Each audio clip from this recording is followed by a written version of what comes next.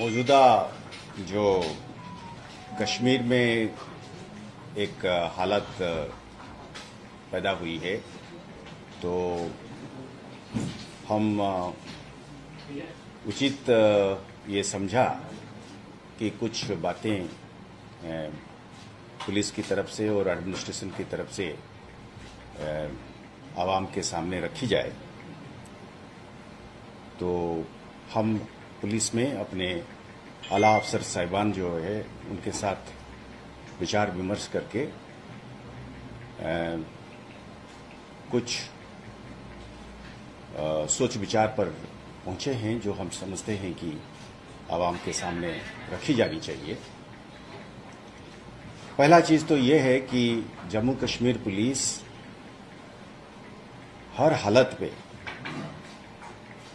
पैगंबर साहब जो हैं उनकी इज्जत और तकद्दुस का हम बहुत एहतराम करते हैं और किसी भी सूरत हाल पर हम इसको ठेस पहुंचने नहीं देंगे। ये हमारा कानूनी फराइज है, इसमें किसी को किसी भी तरह की शक-शुबा नहीं होनी चाहिए।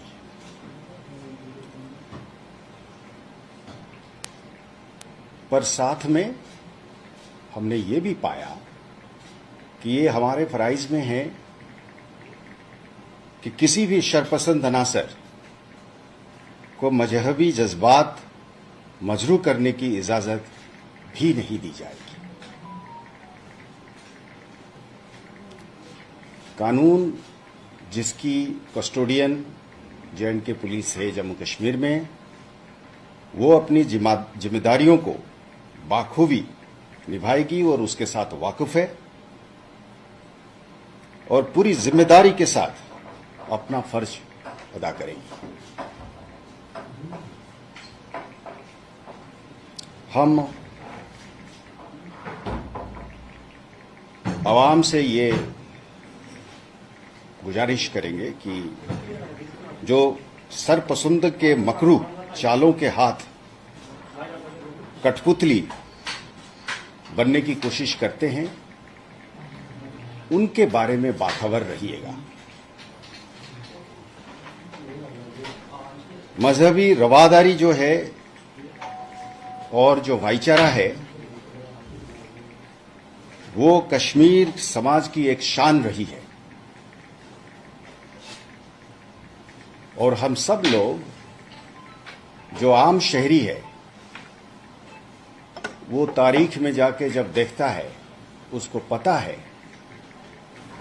कि इसकी आड़ में जो अपना मुफाद को आगे करना चाहते हैं, आम शहरी की मुफाद उसमें नहीं है।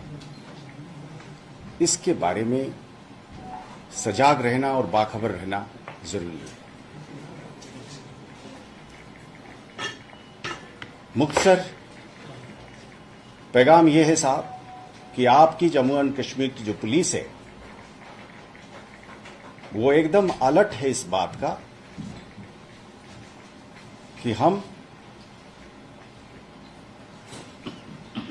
पैगंबर साहब की जो शान है, इज्जत है, उसको हम उतना अजीज मानते हैं जितना मुल्क और वतन की शान है और उसकी इज्जत है। तो इसके साथ जो एक साजिश के साथ, एक चाल के साथ इसको खराब करने की और उससे अपनी रोटी सेकने की कोशिश करते हैं, उसके बारे में हमको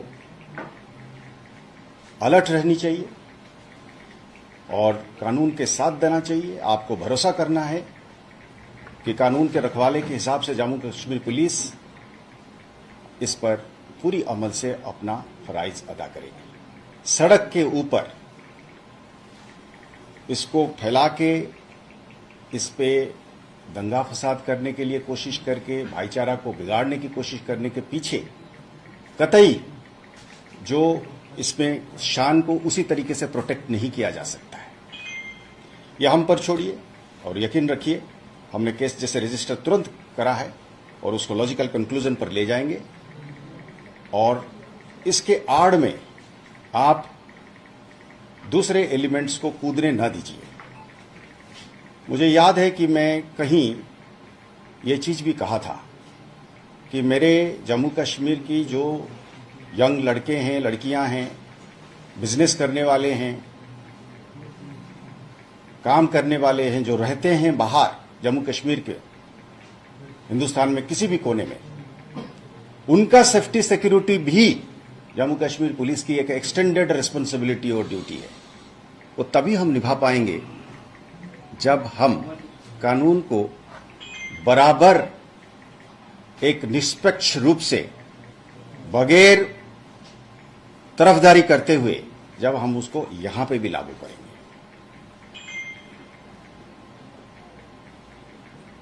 हमने एक तय किया है 144 क्रिमिनल प्रोसीजर कोड के तहत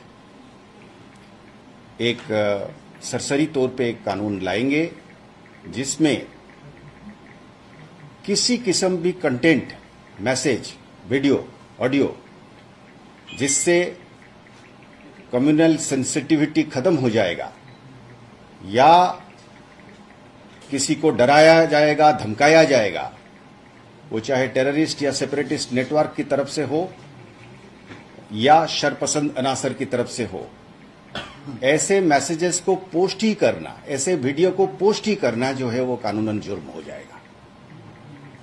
पोस्ट करने वाले को हम जरूर कानून के दायरे में लाएंगे और उसको फॉरवर्ड करना, उसको शेयर करना भी कानूनन जुर्म हो जाएगा।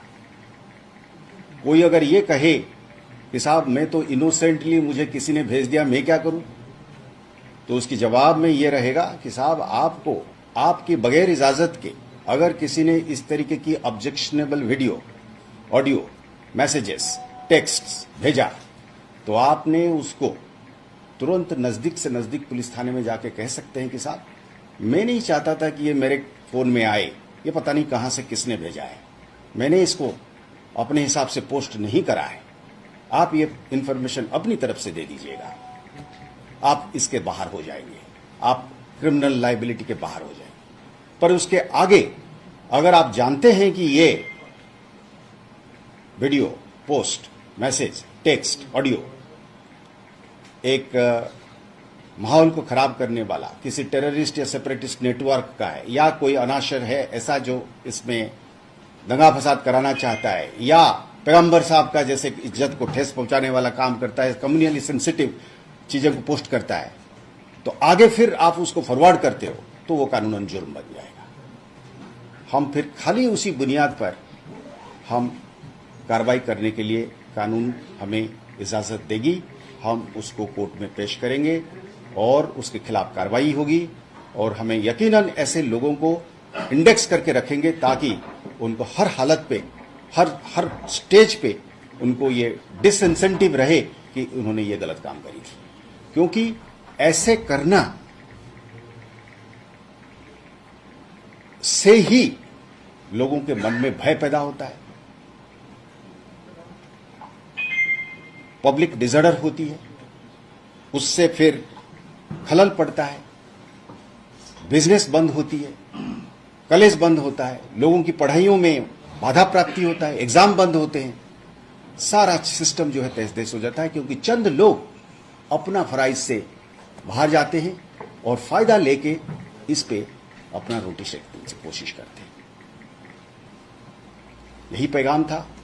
हमें पूरी उम्मीद है कि जे.एंड.के पुलिस के साथ आम शहरी, आम आवाम इस काम में हमें मदद करेगा ताकि हम एक आम शहरी और आम आवाम की बिजनेस में, पढ़ाई में, लिखाई में, चलने फिरने में बगैर डर के, बगैर दिक्कत के वो कर सके, इसमें हमारी मदद कर सके।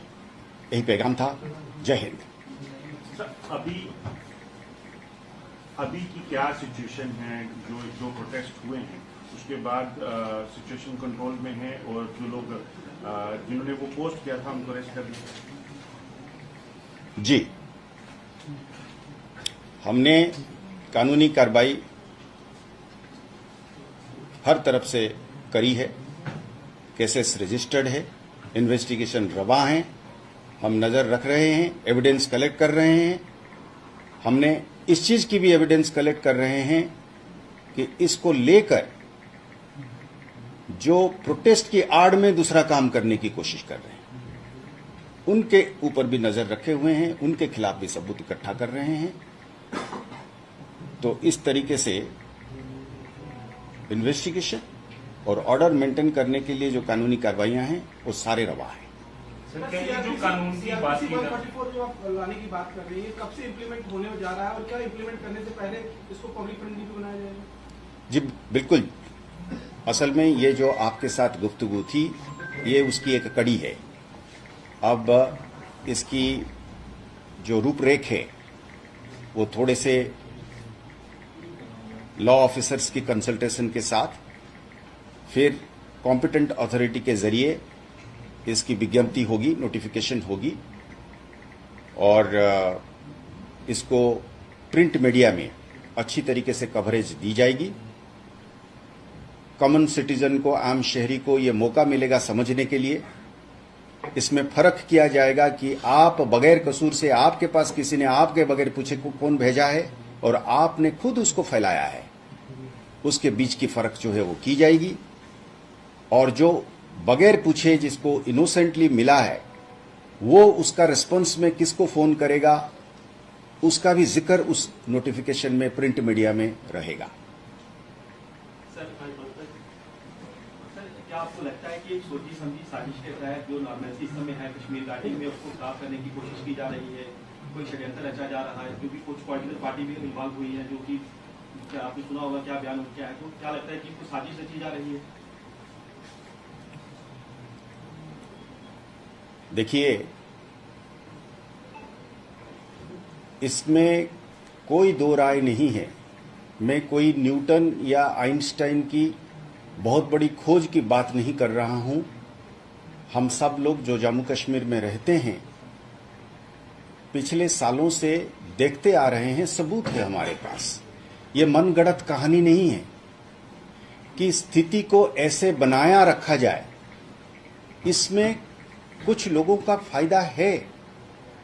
ये चीज को समझने के लिए और ज्यादा सबूत और ज्यादा तारीख की हिसाब किताब तो करने की जरूरत नहीं है मेरे हिसाब से। तो कुदरती बात है। आप अगर देखेंगे जो मैसेजेस फ्लोट किए जा रहे हैं सोशल मीडिया पे, जो हंगामा खड़ा है, उसके बहुत सारे हैंडल्स पार से हैं। हमारे इन्वेस्टिगेशंस पिछले 2 दिन से ये कह रहा है, कई सारे लोग पार से इसको डिजाइन करते हैं और फिर इसको बना के इसको यहां भेजते हैं और कुछ अनासर जो हैं उनके साथ मिल जाते हैं, फिर माहौल को खराब करते हैं।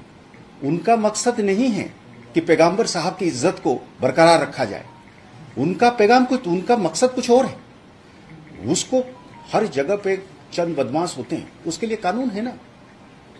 तो कानून को सड़क पे लेने वाला और उसके ऊपर रोटी सेकने वाला और उससे जो फायदा मिलेगा उसको हथियाने वाला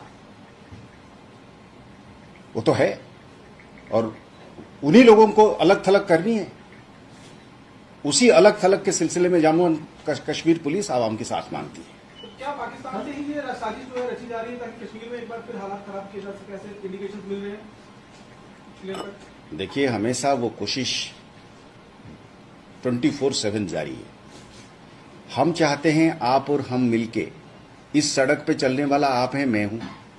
आप नहीं चाहेंगे कि मैं वहां से घर तक नहीं पहुंच सकता हूं, सड़क पे अचानक कोई दंगा फसाद हो जाए। आप नहीं चाहेंगे कि आपका बच्चा स्कूल गया हुआ है और आने के टाइम में फंस जाए। आप नहीं चाहेंगे कि आपका भाई का दुकान जो खुला हुआ है उसमें 4 पत्थर चल जाए और पूरा दिन भर की जो है वो रोजगार बंद हो जाए। आप नहीं चाहेंगे कि आप मंदिर में जाते हैं, मस्जिद जाते हैं इबादत करने के लिए और वहां जाके कुछ और हंगामा खड़ा हो जाता है। आम शहरी नहीं चाहेगा ऐसे। आम शहरी चाहेगा कि अगर किसी ने बेहुरमती करी है, अगर किसी ने बेअदबी करी है, उसके खिलाफ कड़ी से कड़ी कार्रवाई की जाए। पर यह नहीं चाहेगा कि इसकी आड़ में कोई दूसरे लोग बैठ के जो है और सिलसिला शुरू कर दे और प्रोग्राम बना के उसको आगे ले जाए। इसी की बात हो रही है। सर, इससे पहले भी पाकिस्तान के ऐसे सबूत मिले थे कि टूल किट का इस्तेमाल किया जा रहा है पाकिस्तान की तरफ से, क्या उसके कुछ इंडिकेशन हमें मिले हैं? भारी मात्रा में अब कुछ चीजें जो है वो एक ऑपरेशनल कॉन्फिडेंशियलिटी भी होती है, पर कुछ चीजें आप मीडिया में हैं तो कुछ चीजें आपको मैं क्या छिपाऊं। सच्चाई तो यही है कि वहां पे डिपार्टमेंट जैसी बैठी हुई है इस चीज को इंडस्ट्रियल स्केल पे इसको आगे करने के लिए। Sir, the student who has been accused of, posting that objectionable video on social media, he has a female friend who is believed to be a local Kashmiri girl. Sir, on social media, threats are being issued, beheading threats are being issued to the girl as well as to this boy. Sir, has police taken cognizance of it, and what kind of action are you going to take? Are you going to provide protection to his female? Of course, every citizen has a right. Now, law will decide as to what action will be taken against him. It cannot be decided outside it. So therefore, punishments will be given within the framework of law. So therefore, any such misadventure is also part of the duty of the law enforcement. Will any action be initiated against the political parties? Because we are talking about Pakistan. What about these people who are part of the ecosystem of terror? Because they are also trying to stoke fire by giving certain statements. We saw the statement coming from Mehbooba Mufti side. She said earlier they were trying to target journalists, then they started targeting now innocent students. And somewhere she is trying to stoke fire. Will any action be initiated or any kind of warning be given to these political parties? It's not first time that's happened. All I can say is that the wheels of the law would operate in the sense that if a particular action has been done deliberately with malicious intent to further certain falsehood, and that falsehood leads to loss of life, loss of property, further violence, further attacks on individual citizens, fear and terror and intimidation, law itself makes it very clear that they would be held responsible. I clearly remember in one of the cases of the NIA, the honorable judge accepted this as evidence. बाएं हाथ में programme निकलता था बंद का और law and order का, दाएं हाथ पे जिस दिन बंद कल की कैलेंडर निकलती थी और यहां पे वायलेंस होता था, लोग मरते थे, पेलेट गन चलता था, दुकानें जल जाती थी, गाड़ियां जल जाती थी। तो जज साहब को क्या कहा गया, सर हमारे पास ये एविडेंस है कि इस पर इस तरीके की भड़काने वाली या मिसगाइडिंग स्टेटमेंट्स दी जा रही है और इधर से उसके डायरेक्ट कनेक्शंस में वायलेंस हो रहा है।